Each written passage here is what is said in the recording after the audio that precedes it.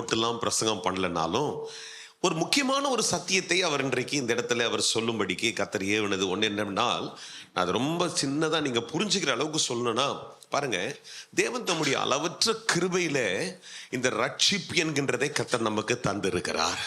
அல்லேலூயா. எவ்வளோ பேர் இருக்கிறாங்க அந்த உலகத்துல, எவ்வளோ பேர் நம்மளை விட நல்லவங்கெல்லாம் கூட இருக்கிறாங்க, நல்லது செய்யறவங்கலாம் இருக்கிறாங்க. ஆனால் தம்முடைய அளவற்ற கிருபையில இந்த ரட்சிப்பை கர்த்தர் நமக்கு தந்திருக்கிறார். எத்தனை பேர் அதை நீங்க உண்மையா சொல்றீங்க? அப்போ அந்த ரட்சிப்பை 3 காரியங்களை தான் அவர் சொன்னதை நான் என்னுடைய ஆராய்ச்சியாய் மாத்திரல நான் புரிஞ்சுட்டு இங்க நான் விளக்க விரும்புறது என்ன தெரியுமா? ஒண்ணு, அந்த ரட்சிப்பை நான் கொண்டாடி கொண்டே இருக்க வேண்டும். சொல்லுங்க, அந்த ரட்சிப்பை என்ன பண்ணணும்? I need to be celebrating the salvation, that grace that God had given in my life. Hallelujah. இயேசுவை நான் கொண்டாடி கொண்டே இருக்க வேண்டும். எத்தனை பேர் சொல்றீங்க? இயேசுவை நான் கொண்டாடி கொண்டே இருக்க வேண்டும். அந்த ரட்சிப்பை எவ்வளவு நான் என்னுடைய வாழ்க்கையில நான் மிகைப்படுத்தி கொண்டாடி கொண்டே இருக்கிறேனோ அவ்வளவுக்கு அவ்வளவு என்னுடைய வாழ்க்கையில் ஆசீர்வாதமாய் இருக்கும். அல்லேலூயா. ரெண்டாவது, அந்த ரட்சிப்புக்காக நான் வாழ வேண்டும். இயேசுக்காக அந்த கிருபையை காத்து கொள்றதுக்கு என்ன பண்ணோம்? என்னை அர்ப்பணித்து நான் வாழ வேண்டும். அல்லேலூயா. I need to be committed to that grace. And not only should be celebrating every time that grace, I need to be committed to that grace. அந்த ரட்சிப்பை காத்து கொள்கிறதற்கு பாவம் செய்ய தூண்டப்படுவேன். பல காரியங்களை செய்ய இழக்கும்படிக்கு சத்துரு என்ன பண்ணுவான்? என் வாழ்க்கையில செயல்படுத்தி கொண்டே இருப்பான். ஆனால் எப்பொழுதும் அதை நான் காத்து கொள்ளுகிறதற்கு நான் போராடி கொண்டே இருக்க வேண்டும். எத்தனை பேர் அப்படி ஒரு ஜெபம் பண்றீங்க? ஆண்டவர், அதை காத்து கொள்ள எனக்கு உதவி செய்யுங்க ஆண்டவரே. சொல்லுங்க, ஒரு வார்த்தையை உங்க வாயில திறந்து சொல்லுங்க, ஆண்டவரே அந்த ரட்சிப்பை காத்து கொள்றது எனக்கு உதவி செய்யுங்க ஆண்டவரே. மூணாவது ஒரு முக்கியமான ஒரு காரியத்தை தான் எவ்வளோ பேருக்கு புரியுதோ தெரியல. அதனால தான் இன்னைக்கு நான் சொன்னேன், இன்னைக்கு இந்த எப்பவுமே என்னுடைய மெசேஜுக்கு ஒரு டைட்டில் கொடுத்துருவேன். அது நிறைய பேர் தெரிஞ்சிருக்கலாம். அதாவது யூடியூப்ல தம்ப்நெயில்னு ஒன்று போடுவோம். அப்போ அதுக்கு ஒரு சர்மன் டைட்டில் கொடுக்கணும். எப்பவுமே நான் புதன்கிழமை ஜெபம் பண்ணிட்டு கொடுத்துருவேன். ஆனால் இன்னைக்கு இல்லை. அப்போ என்கிட்ட கேட்கும் போது நான் சொன்னேன், இந்த வாரம் ஆண்டவனை ஏவறது என்ன தெரியுமா? எப்படியாவது தேவனை பறைசாற்ற, தேவனை எப்படியாவது சுவிசேஷமாய் அறிவிக்க நாம் என்ன பண்ணோம்? முற்பட நாம் என்ன பண்ணோம்? எப்பவுமே நம்ம வாங்கிக்கிறவங்களா மாத்திரம் இருக்கக்கூடாது, இயேசுவை அறிவிக்கிறவர்களாய் நாம் இருக்க வேண்டும். எத்தனை பேர் அதுக்கு நல்லதுன்னு சொல்றீங்க? நிறைய பேர் ஒரு மாதிரி உட்கார்ந்து வித்தியாசமா பார்க்காதீங்க. ஒரு இருதயங்கள் திறக்கப்பட்டு இந்த வார்த்தையை கேட்கணும். பாருங்க, எப்போ பார்த்தாலும் நான் பாருங்க, இந்த மாதத்தினுடைய துவக்கத்தில் உங்களுக்கு ஒரு வார்த்தையை சொல்லிதான் நான் ஆரம்பிச்சேன். உன்னை தலை நிமிர்ந்து நடக்க பண்ணுகிற கர்த்தர். அன்னைக்கு இஸ்ரவேல் ஜனங்களை பார்த்து சொன்னார், தலை நிமிர்ந்து நடக்க பண்ணினேன். எதுக்காக கர்த்தர் நம்முடைய தலை நிமிர்த்தி இருக்கிறார்? அந்த கிருபை எதற்காய் கர்த்தர் எனக்கு தந்திருக்கிறார் என்றால், நானாவே வாழ்ந்துட்டு போறதுக்கு மாத்திரம் இல்ல, இந்த இயேசு எனக்குள்ள இருக்கிறார் என்பதை சொல்லும்படிக்கு கர்த்தர் என் தலையை நிமிர பண்ணியிருக்கிறார். எத்தனை பேர் அதுக்கு நீங்க இந்த காலையில் எத்தனை பேர் அதை புரிஞ்சுக்க சொல்றீங்க? My heads are not lifted high just to enjoy. I got to just lift my head and proclaim Jesus into others' life. அநேகருடைய வாழ்க்கையில நான் இந்த சுவிசேஷத்தை அறிவிக்கிறவனாக என் வாழ்க்கையில் இருக்கும்படிக்கு கர்த்தர் என் தலையை நிமிர்த்தி இருக்கிறார். அல்லேலூயா. சும்மா ஏதோ ஆண்டவர் ரட்சிப்பை கொடுத்துட்டாரு, நான் ஏதோ பரலோகத்துக்கு போறேன் அப்படின்னு ஏதோ என் ரூட் போட்டு கொடுத்துட்டாரு, அந்த ரூட்ல போறதுக்காக வாழ்றேனா? அதுக்கு மாத்திரம் தரல. இயேசுவை ஏத்துக்கிட்டீங்களா? இயேசுவை நம்புறீங்களா? பரலோகம் வந்துடும், உங்களுக்கு பிரச்சனை கிடையாது. பரலோகத்துக்கு போனால் ஏன் இன்னும் கொஞ்சம் ரொம்ப நாளைக்கு வாழணும்? ஏற்றுன அன்னைக்கே போயிடல நம்ம பரலோகத்துக்கு. இந்த உலகத்தில் அந்த ரட்சிப்பை காத்துக்கொள்ள நாம் போராடி கொண்டே இருக்க வேண்டும். அதான் பவுல் அங்க சொல்றாரு, அக்கிரம சிந்தைகள், அக்கிரமங்கள், பல காரியங்கள் சொல்றாரு. I am compelled to do this. இதை நான் செய்யும்படிக்கு முற்படுகிறேன். அது எனக்குள்ள இருக்குது சில நேரத்தில். ஆண்டவரே, ஆனா என்ன அதுல இருந்து என்ன பண்ண பாதுகாத்து கொண்டு இந்த ரட்சிப்புல நிலைக்கு எனக்கு உதவி செய்யுங்க. அல்லேலூயா. சோதனை வராத மனுஷன் யாருன்னா இருந்தீங்கன்னா நீங்க இங்க இருக்கக்கூடியவங்க அல்ல. நான் பேச உங்களுக்கு புரியுதா? சோதனை வராத, எனக்கு சோதனைலாம் கிடையாது பாஸ்டர், நான் ரொம்ப பரிசுத்தமா இருக்கிறேன், நீங்க இங்க இருக்க கூடாது. ஆக்சுவலி நல்லா பேசுனது ஒரு மாதிரி பேசுறீங்களா நினைக்காதீங்க. அப்படிதாங்க கர்த்தரனை பரிசுத்தப்படுத்தி கொண்டே இருக்கிறார். அந்த பரிசுத்தத்தை நான் காத்துக்கொள்ள ஒவ்வொரு நாளும் நான் போராடணும். அந்த கிருபையை காத்துக்கொள்ள ஒவ்வொரு நாளும் நான் போராடி அந்த கிருபையை நான் அறிவித்து கொண்டே இருக்கணும். காரியம் வாய்க்குதா, வாச்சா சொல்லுங்க. வாய்க்கலனாலும் போராடி என்ன பண்ணுங்க, இந்த கிருபையை அறிவிங்க. இங்க இருக்கிற உங்ககிட்ட ஒவ்வொருகிட்டே கர்த்தர் எதையோ ஒரு இடத்தை கொடுத்திருக்கிறார். உன் கல்லூரியை தந்திருக்கிறார், உன் நண்பர்களை தந்திருக்கிறார், உன் உறவினர்களை தந்திருக்கிறார், உன் அயலகத்தாரை தந்திருக்கிறார். இந்த கிருபையை நீ அறிவிக்காமல் இருப்பாய் என்றால் நீ பெற்ற கிருபையை நீ கொண்டாடவில்லை என்ற அர்த்தம். உன்கிட்ட கிருபை வந்திருக்குதா, ரட்சிப்பு வந்திருக்குதா, நீ அறிவிக்கணும். எப்படியாவது ஒரு வாய்ப்பை கர்த்தர் கொண்டு வருவார். யாரோ ஒரு வாத்தியஸ்தரை கொண்டு வருவார். குடும்பத்துல சூழ்நிலை குழப்பம், உங்க சொந்தக்காரே உங்ககிட்ட வந்து சொல்லுவாங்க. அன்னைக்கு நீ 2 காலை போட்டு தைரியமா நின்று நம்ம சொல்லணும், இயேசு உன்னை தொட வல்லவராயிருக்கிறார், இயேசு உன்னை நேசிக்கிறார், நீங்க ஏசாமி உனக்கு அற்புதம் செய்வார். நம்ம கிட்ட இருக்கிற பெரிய கஷ்டமான வார்த்தை நான் தெரியுமா இன்னைக்கு? அதனால்தான் இந்த உலகம் நம்மளை வெறுக்கிறது மாத்திரம் இல்ல, இந்தியாவில் தப்பான ஒரு வதந்தி வருது நான் தெரியுமா, இவனுங்க என்ன வற்புறுத்துறானுங்க. எதையுமே வற்புறுத்தாதீங்க. என்னை பொறுத்த மட்டும் வற்புறுத்தனால எதையுமே சாதிக்க முடியாது. அது என் பையனா இருக்கட்டும், என்கிட்ட வேலை செய்யறவங்களா இருக்கட்டும், இல்ல நானே ஒரு துட்டை கொடுத்து ஒருத்தரை உட்கார வச்சு வற்புறுத்தி கேளு கூட அவன் கேட்க மாட்டான். தெரியுமா உங்களுக்கு? நல்ல சாப்பாடை வாங்கி கொடுத்து பிரியாணி போட்டேன், நான் ஒரு விஷயத்தை முக்கியமா சொல்ல போறேன், உட்காந்து கேள்றானா சாப்பிட்டு தூங்கிடுவான். பிரியாணி தூக்க தந்துரும், இல்லை வேற என்ன தந்துரும். அதனால யாரையுமே அதிலே வற்புறுத்த முடியாது. ஆனா ரொம்ப அன்பா சில விஷயங்களை சொல்லலாம். அது கர்த்தர் நம்மகிட்ட கொடுத்திருக்கிற பெரிய தாளந்து. அது எப்படி சொல்லலாம்? இயேசு உங்களுக்கு அற்புதம் செய்வார், இயேசு உங்களை நேசிக்கிறார், எனக்கு என்ன காப்பாத்தினார், என்ன நேசித்த அந்த நேசத்தை என் வாழ்க்கையில பார்க்கிறேன், அவர் உனக்கு உதவி செய்ய வல்லவர் என்பதை நீ அறிவிக்காமல் இருப்பாய் என்றால் எதையோ ஒன்றை நீ செய்யாம இருக்கிற வாழ்க்கையில. தேவ பிள்ளைகளே, இன்னைக்கு அதுதான் கர்த்தர் இந்த காலையில உங்ககிட்ட சொல்லி கொண்டே இருக்காரு. அது இருக்கிற இடங்கள்ல உட்கார்ந்து உடைய கரங்களை உயர்த்தியும் உங்களுடைய கண்களை மூடி கர்த்தர் இடத்துல ஒரு ஜெபம் பண்ணுங்க. ஆண்டவரே, இந்த கிருபைக்காய் நான் உம்மை ஸ்தோத்திரிக்கிறேன், இந்த கிருபைக்காய் நான் உம்மை ஸ்தோத்திரிக்கிறேன். ஆண்டவர், இந்த ரட்சிப்பாகிய இந்த கிருபை எனக்கு தந்தீங்க. எத்தனையோ பேருக்கு இந்த உலகத்துல தங்க ப்ராப்ளத்தை எப்படி யார்கிட்ட சொல்றதுன்னு அவலஞ்சிட்டு இருக்கிறோம், யார்கிட்ட போய் பேசுறது தெரியாம இருக்கிறோம். ஆண்டவரே, எனக்கு நல்ல அந்த சத்தியம் தெரியும், யார்கிட்ட சொன்னா பதில் வரும் என்று எனக்கு நல்லா தெரியும். ஆண்டவரே, அந்த சத்தியத்தை அறிந்திருக்கிறேன், அந்த இடத்துல எனக்கு உத்தரவு வரும் என்பதை நான் அறிந்திருக்கிறேன். பிரியமானவர்களே, நல்ல சத்தத்தை உயர்த்தி ஜெபம் பண்ணுங்க. அமைதியில உட்கார்ந்துட்டு போகாதீங்க. கொஞ்ச நேரம் நல்ல வாயை திறந்து சொல்லுங்க, ஆண்டவரே, இந்த கிருபை இன்னும் அதிகமா என்னுடைய வாழ்க்கையில கொண்டாடி கொண்டே இருக்க எனக்கு உதவி செய்யுங்க ஆண்டவரே. இதை நான் காத்துக்கொள்ள எனக்கு உதவி செய்யுங்க ஆண்டவரே. இதை தொடர்ந்து நான் அறிக்கையிட எனக்கு உதவி செய்யுங்க ஆண்டவரே. இதை எப்படியாவது அநேகருக்கு நான் பரிசாற்ற எனக்கு உதவி செய்யுங்க ஆண்டவரே. That I need to be celebrating this grace, God. I need to be, you know what, every time I got to just, you know what, commit myself to this grace, God, and I need to be confessing this grace that you have given in my life. Hallelujah. அதுதான் கர்த்தர் நமக்கு செய்ய வல்ல. நல்ல ஜெபம் பண்ணிட்டே இருங்க. ஜெபம் பண்ண கண்ணை திறந்து பார்க்காதீங்க.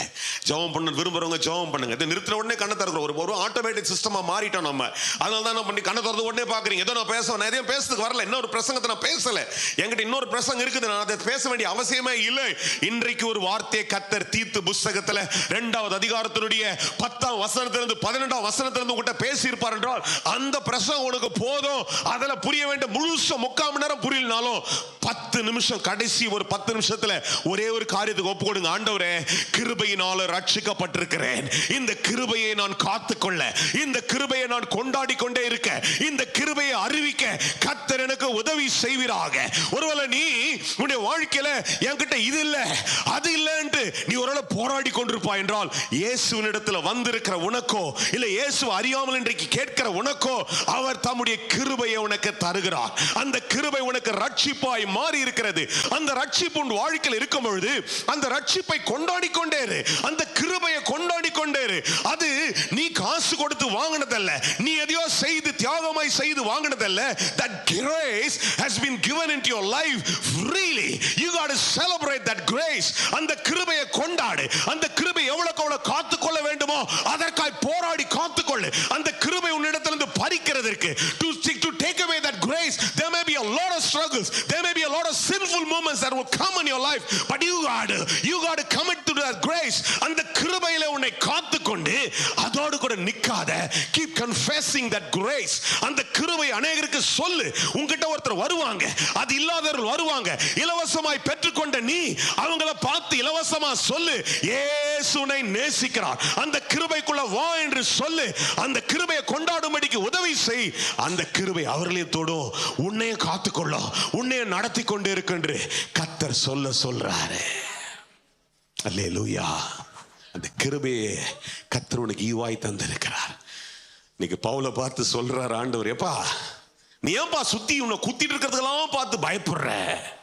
எல்லாத்தையும் விட்டு வந்துட்டல, என் கிருபை உனக்கு தந்துட்டு, அந்த கிருபை உனக்கு போதும், அந்த கிருபை உனக்கு போதும் என்று கர்த்தர். குடும்ப பிரச்சனையா, உன்னை நெருக்கி கொண்டிருக்கிற பொருளாதாரத்தின் போராட்டங்களா, கர்த்தரை பார்த்து சொல்ல, ஆண்டவரே இது எவ்வளவு என்ன கொத்தினாலும், என்னை போட்டு நசுக்கிய போட பார்த்தாலும் உங்களுடைய கிருபை என்னுடைய வாழ்க்கையில இருக்கிறது, அந்த கிருபை எனக்கு போதும். எத்தனை பேர் அதை கொண்டாடி சொல்ல போறீங்க? அதை மாத்திரம் இன்னைக்கு பிடிச்சிட்டு போங்க இங்கிறது. அந்த கிருபை எனக்கு போதும். எவ்வளவு நிந்தைகள் வந்தாலும் சரி, ஆண்டவரே எவ்வளவு தடைகள் வந்தாலும் சரி, எவ்வளவு ஆண்டவரே டிஜெக்ஷன் வந்தாலும் சரி, oh there's a lot of depression that can attack your life, but you are surviving every moment by that grace, and you have reached this moment by His grace. You got to celebrate. You got to make all the effort to, you know what, to commit yourself to that grace. எல்லா போராட்டத்தையும் பண்ணி அதை காத்துக்கோ. அதை பறிக்கிறதுக்கு பிசாசு எவ்வளவு போராடினாலும் விடாத, அந்த கிருபையை அறிக்கிட்டு கொண்டே இரு. பார்க்கிற மனுஷங்கிட்டெல்லாம் keep confessing that grace, the Jesus that you have in you. You got to just keep confessing that Jesus in every man that you meet. நிறைய நேரத்தில் பிசாசு தடை பண்ணி பார்ப்பான். என்ன தெரியுமா? நீயே உன் வாழ்க்கையில் ஒண்ணு நடக்கல, நீ என்னத்த பெருசா போய் சொல்ல போற? விடாத, போராடி சொல்லு, என்னை ரட்சித்த அந்த கிருபை மேலான கிருபை, எனக்கு இன்றைக்கு உதவி செய்கிற அந்த கிருபை மேலான கிருபை. இன்றைக்கு ஒருவேளை வறுமையில நீ உட்கார்ந்து கொண்டிருக்கலாம், இல்லாமையில உட்கார்ந்து கொண்டிருக்கலாம், ஆனா எவ்வளவுக்கு அவ்வளவு அந்த கிருபையை நீ அறிக்கைட்டு கொண்டே இருக்கிறாயோ, அவ்வளவுக்கு அந்த கிருபை உனக்கு உதவி செய்கிறதுக்கு மாத்திரல்ல, உன்னை கொண்டு செயல்படுகிறதுக்கு அது ஏதுவாய் மாறிக்கொண்டே இருக்கும். இல்லைன்னா பிசாசு மட்டுப்படுத்தி நீ ஒண்ணுமே இல்லைன்னு குத்தி குத்தி குத்தி குத்தி உன்னை காயப்படுத்த நினைச்சாலும் அதுல இருந்து போராடி உன் வார்த்தையை பயன்படுத்தி சொல்லு, என்னை ரட்சித்த கிருபை, என்னை காத்து கொண்டிருக்கிற கிருபை என்னை இன்னும் கூட மேல மேல மேல மேல கொண்டு வந்து சேர்க்கும். சொல்லுங்க, மேல மேல கொண்டு வந்து சேர்த்துறா, மேல மேல கொண்டு வந்து சேர்த்துறா, மேல மேல கொண்டு வந்து சேர்த்துறா. அத கர்த்தர் எனக்கு ஈவாய் தந்திருக்கிறார். அல்லேலூயா. ஆண்டவர் அப்படியே செய்யறதுக்காய் ஸ்தோத்திரம். அப்படியே நடத்துங்க. அப்படியே தொடர்ந்து ஒரு வலது கரத்தை நீட்டி பக்கத்தில் இருக்கிற இடத்துக்காக அப்படியே ஜெபம் பண்ணுங்க. எல்லாரும் ஜெபிங்க. கர்த்தர் இந்த இடத்துல விசாலமான முதல் ஆராதனை ஃபுல் ஆயிடுச்சு. படிக்கட்டுலாம் உட்காந்துட்டு இருந்தாங்க. ரொம்ப சந்தோஷம் எனக்கு. ரெண்டாவது ஆராதனை எனக்கு திரும்பி பார்க்கும்போது என் டிப்ரெஸிங்காக இருந்துச்சு கொஞ்சம். என்ன ஆண்டவர், இன்னும் கூட நாற்காலிகள் காலியாக இருக்குதே. நாங்கள் டெக்னிக் பண்ணி அதை 3 லைனெல்லாம் போட பார்த்தோம். ஆனால் பசங்க சொல்லிட்டாங்க, அப்படிலாம் நம்ம விசுவாசத்தை குறைக்கவே கூடாது, போடுற மாதிரி இருக்கிட்ட காலி சேரை பார்த்தா தான் நமக்கு இன்னும் கூட என்ன பண்ணோம், நம்ம ஜபமும் போராட்டமும் பெருகணும். காலி நாற்காலிகள் இருக்கக்கூடாது. ஆத்துமாக்களை கத்த திரளாய் கொண்டு வர வேண்டும். பக்கத்து இடத்த கத்த நமக்கு தர்றாரு. அந்த இடத்துல விசாலமான ஒரு 1000 பேர் உட்கார்ற ஆலயத்தை கட்ட போகிறோம். அடுத்தது சீக்கிரமாக இந்த ஆண்டிலேயே செய்ய போகிறோம். அதை செய்யும் பொழுது இந்த ஆலயம் நிரம்பி உட்கார கத்தர் உதவி செய்ய வேண்டும். எத்தனை பேர் அதுக்காக ஜெபம் பண்ண போறீங்க? எல்லாம் கூட வலது கரத்தங்க நீட்டுங்க. Come on. If you're here for the first time, I want you all to join with me and just pray and bless this land that the Lord is giving us. Amen. It is expensive, but I truly believe it is not expensive for God. ஒரு காரியம் எனக்கு தான் expensive. 20 கோடி எனக்கு பெரிய விஷயம். ஆனா கர்த்தருக்கு அது பெரிய விஷயம் இல்லை. நான் கர்த்தருடைய பிள்ளையா இருக்கும்போது அது எனக்கு எளிதாய் கர்த்தர் மாற்ற. எத்தனை பேர் ஜெபம் பண்ண மாட்டீங்களே? வேடிக்கை பார்க்க கூடாது, வாயை திறந்து சொல்லுங்க, ஆண்டவரே அந்த ஆலயத்துல நான் உட்காருவேன், அங்க கட்டப்பட போகிற ஒரு இடத்துல நான் நின்று ஊழியம் செய்ய போறேன், அந்த இடத்துல பிரதானமாயுமாய் கொண்டாட போறோம். திரளான ஆத்துமாக்களை கர்த்தர் கொண்டு வந்து அந்த இடத்துல நம்முடைய ராஜ்யத்துக்காய் கர்த்தர் நிரப்ப போறதுக்காய் ஸ்தோத்திரம். அதுக்குரிய ஏது வரும். அப்படியே உட்கார இடத்துல கரங்களை உயர்த்தி ஜெபம் பண்ணுங்க. ஆண்டவரே, இந்த தேசத்துல சுவிசேஷம் அறிவிக்கப்படாத கிராமங்களை எப்படியாவது ஆலயங்களை கட்ட என் கரத்தை பலப்படுத்துங்க. யாரெல்லாம் ஜெபம் பண்றீங்களா உங்க கரத்தை ஒரு நாள் சாட்சியா சொல்லுவீங்க. ஒண்ணுமே இல்லாத கையில கர்த்தர் லட்சங்களை கொண்டு வந்து ஆலயங்களை கட்டுகிறதுக்கு என் கையை கர்த்தர் பயன்படுத்த. எல்லாம் கரத்தை உயர்த்த நினைச்சவங்க மாத்திரம் நடத்துங்க. கையை சுருக்கி கீழே வச்சுக்கிறவங்க கை கீழே தான் இருக்கும். கையை உயர்த்துகிறவர்களை கர்த்தர் உயர்த்தி கொண்டே இருப்பார். ஆனால் நல்ல கையை உயர்த்தி சொல்லுங்க, ஆண்டவரே என் கரங்களிலே ஏதுகளை கர்த்தர் கொண்டு வருவீர். உம்மால எல்லாம் ஆகும். அப்படியே கரங்களை உயர்த்தினவங்க நம்ம தேசத்துல நடக்கிற எலெக்ஷனுக்காக ஜெபம் பண்ணுங்க. அடுத்த வாரம் 19ஆம் தேதி இந்த தேசத்துல ஒரு எலெக்ஷன் நடக்குது. அதுல தமிழ்நாட்டில் நாம எல்லாம் சேர்ந்து ஓட்டு போட போறோம். நீங்க யாருக்கு போடுங்க, இவங்களுக்கு அதெல்லாம் என் வேலையே கிடையாது, அதெல்லாம் எனக்கு தேவையும் கிடையாது. நாம ஜெபம் பண்ண போறது, ஆண்டவரே எங்க இந்திய தேசத்துல சமாதானம் வேணும், எங்க இந்திய தேசத்துல சுவிசேஷம் அறிவிக்கப்படணும், எங்க தேசத்துல ஆண்டவரே நல்ல தொழில்கள் முன்னேற வேண்டும், எங்க தேசத்துல இருக்கிற ஜனங்கள் சமாதானமாய் சந்தோஷமாய் இருக்க வேண்டும். அதற்கு ஏற்ற ஆட்சியாளர்களை கர்த்தர் தாங்க. எல்லாரும் ஜெபம் பண்ணுங்க, எல்லாரும் ஜெபிங்க. ஒரு அமைதியா இருக்காதீங்க. நாளைக்கு உட்கார்ந்து புலம்ப கூடாது. நம்ம கர்த்தர் கொடுத்திருக்கிற இந்த வாய்ப்புல ஜெபம் பண்ணாம விட்டா, நீ எஸ்தரின் நாட்கள்ல அன்னைக்கு அதான் சொல்றார், உனக்கு கிடைக்கிற இந்த நேரத்துல நல்ல ஜெபம் பண்ணு, நீ ஜெபித்ததை ஜெயமாய் மாற்றி விடு என்று கர்த்தர் சொல்றார். இப்போ இனி இருக்க ஒரே ஒரு வாரத்துல கர்த்தர் காரியத்தை மாறுதலாய் பண்ண முடியும். நான் அதை நம்புகிறேன். நாம ஜெபிக்கும் பொழுது எவ்வளவுதான் சூழ்ச்சிகள் நடந்திருந்தாலும் சரி, எவ்வளவுதான் அவங்க தீர்மானமாய் காரியங்களை செய்திருந்தாலும் சரி, we don't care about all the schemes that these people are making, all those misbehaviors that they're thinking. God can turn it around. கர்த்தர் எல்லாத்தையும் காரியங்களை மாறியமாய் முடிய பண்ணுவார். கர்த்தர் காரியத்தை மாறுதலாய் முடிய பண்ணுவார். அல்லேலூயா. இன்னும் ஒரு காரியத்துக்காக முதல் ஆராதனையிலே நான் விசேஷமாய் ஜெபித்தேன். இந்த இரண்டாவது ஆராதனை வந்திருக்க நீங்களும் ஜெபிக்கணும்.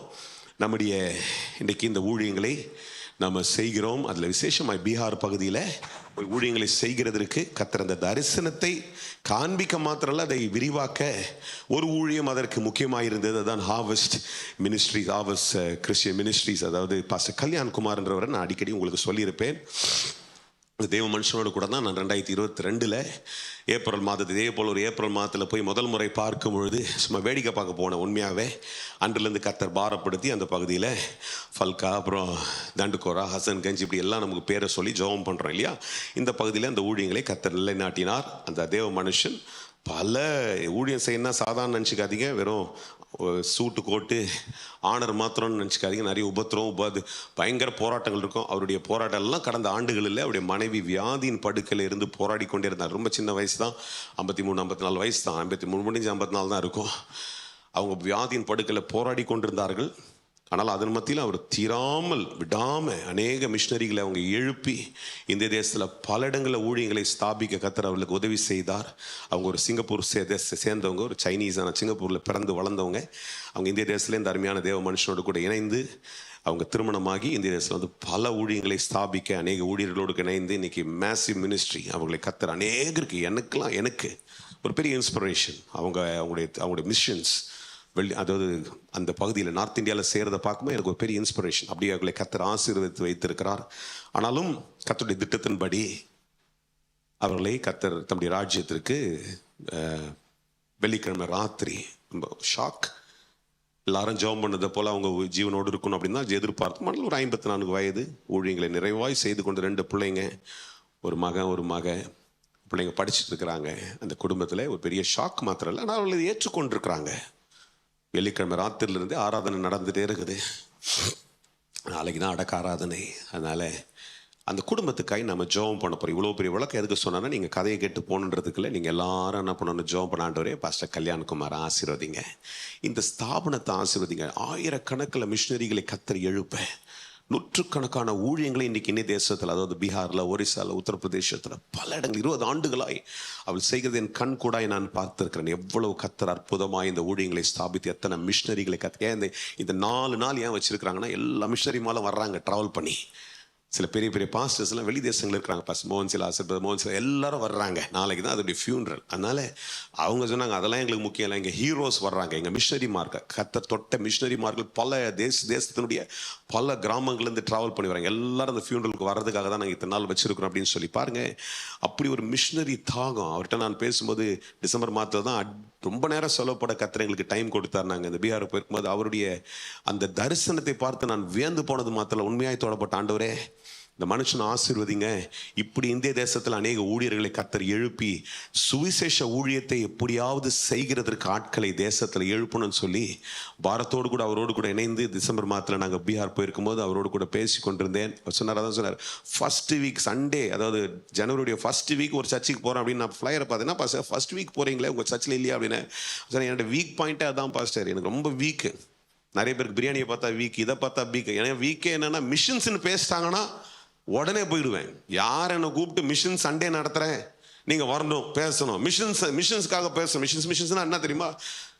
திருத்தல பணிகள், அதாவது தேவனுடைய ஊழியத்தை செய்யறதுக்காக. மிஷன்ஸ் வார்த்தை தான் இங்கிலீஷ்லயே பரவிச்சு. நான் அதை கூகுள் பண்ணி பார்த்தேன். மிஷன்ஸ்னா என்னடா அப்படின்ட்டு, பணி அப்படின்னு போட்டுக்குது. தேவனுடைய பணி, கர்த்தருடைய ஊழியத்தை ஒரு அறிவிக்காத இடத்துல போய் சொல்லணும்னு. எங்கன்னா ஒரு சின்ன கூட்டத்தை கூட்டி 10 பேரை கூட்டி சொல்லணும், இல்லை 2 பேர்கிட்ட சொல்லனா கூட என்கிட்ட உடனே ஒரு வீக் பாயிண்ட் ஓடி போயிடுவாங்க. அதில் ஃபர்ஸ்ட் வீக்கெல்லாம் என்னால் பார்க்க முடியல. பாஸ்டர் ஜனவரி ஃபர்ஸ்ட் வீக்காக இருந்தான்னா அவங்க கேட்டாங்க, எங்களுக்கு இது மிஷன் சண்டே, நாங்கள் என்ன பண்ணுறோம், எங்கள் ஊழியத்தில் இருக்கிற எல்லாரையும் கொண்டு வர போகிறோம், விக்டரி சர்ச்சஸ் ஆஃப் இந்தியா எல்லாரையும் கொண்டு வர போகிறோம், நீங்கள் வந்து பேசணும்னா. அதெல்லாம் போயிட்டேன். அப்படியே அவருக்கு ரொம்ப அந்த மிஷன்ஸ்னா பாரம். கர்த்தர் அந்த குடும்பத்தை எப்படியாவது தாங்குற. எல்லாரும் கரங்களை உயர்த்தி ஜெபம் பண்ணுங்க. இதுக்கு மேலே உங்களுக்கு விளக்கம் தேவையில்லை. பாரத்தோடு கூட ஒரே நிமிஷம் ஜெபிச்சாலும் எல்லாம் பாரத்தோடு ஜெபம் பண்ண. ஆண்டவரே, இந்த குடும்பத்தை காத்துங்க, அவர்களை கொண்டு கர்த்தர் இந்த தேசத்தில் செய்கிற இந்த பணிக்காய் ஸ்தோத்திரம்.